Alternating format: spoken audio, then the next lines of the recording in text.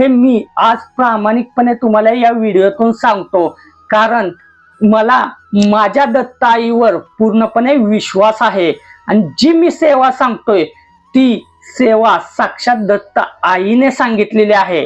दत्त आईने सांगितलेली सेवा आणि त्यांच्यातर्फे येणारी सेवा, ही सेवा कशी फेल होईल म्हणून तुम्हाला सांगतो. जर तुम्हाला जीवनामध्ये काहीतरी प्राप्त करायचंय तर निश्चितच दत्त महाराजांचे चरण पकडले पाहिजेत. प्राथमिकता आपण आपल्या जीवनाचं ध्येय समोर ठेवलं पाहिजे. पहिल्यांदा मनाला 3 प्रश्न विचारले पाहिजेत. जर हे 3 प्रश्न तुम्ही मनाला विचारले आणि त्याची उत्तरं तुमच्या मनाने जर दिली तर तुम्ही या जीवनामध्ये सफल झाला.